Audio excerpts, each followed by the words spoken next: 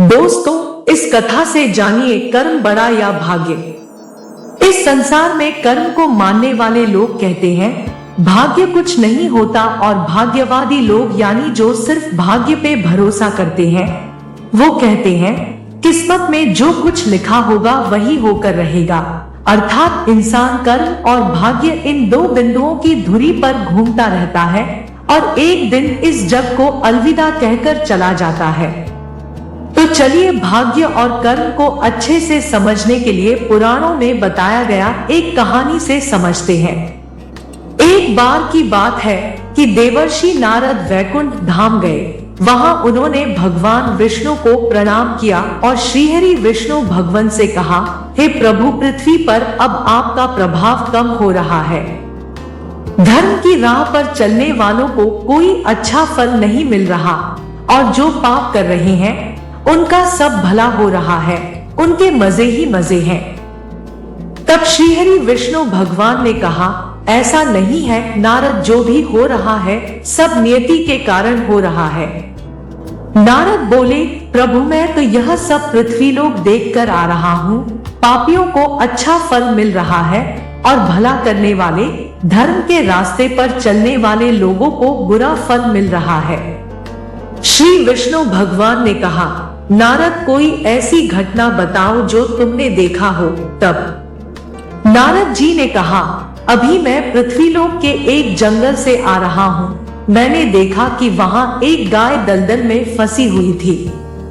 कोई उसे बचाने वाला नहीं था। तभी एक चोर उधर से गुजर रहा था। वह चोर गाय को फंसा हुआ देखकर भी रुका नहीं, बल्कि वह उस पर पैर रखकर दलदल लांघकर आगे निकल गया। आश्चर्य तो तब हुआ जब आगे जाकर उस चोर को सोने की मोहरों से भरी एक थैली मिली। थोड़ी देर बाद वहां से एक वृद्ध साधु गुजरा।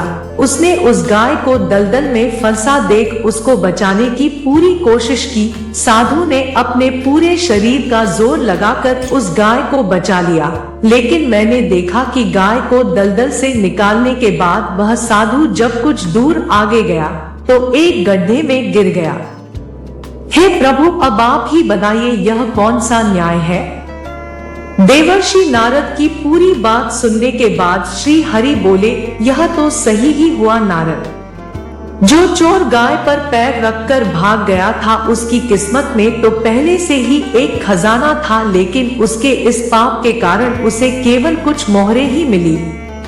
परंतु प्रभु, नारद बोले, बेचारे उस साधु ने तो कोई पाप नहीं किया था, फिर उसे गड्ढे में गिरकर मृत्यु क्यों मिली।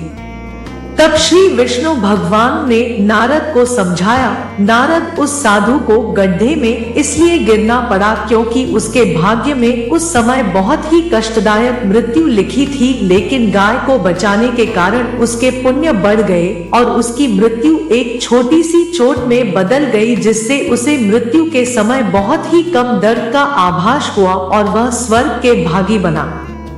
अब नारद जी संतुष्ट थे। इसलिए इंसान के कर्म से उसका भाग्य तय होता है। इंसान को कर्म करते रहना चाहिए क्योंकि कर्म से भाग्य बदला जा सकता है।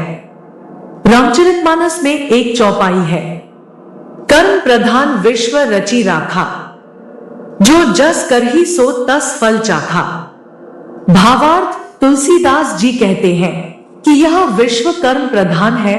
मनुष्य जैसा बोता है वैसा ही काटता है, यानी जैसे कर्म वह करता है उसे उनका वैसा ही फल मिल जाता है।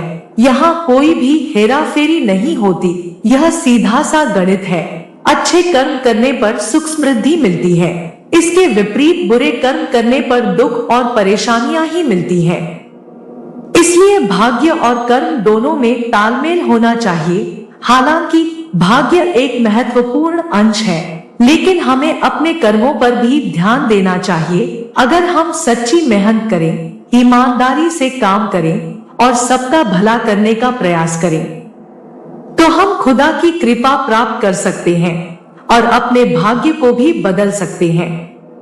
दोस्तों, आप किसे बड़ा मानते हैं, भाग्य को या कर्म को? कमेंट करके बताएं। दोस्तों, वीडियो को लाइक करें, शेयर करें और चैनल को सब्सक्राइब करना ना भूलें। कृपया चैनल को जरूर सब्सक्राइब करें। धन्यवाद। Thanks for watching.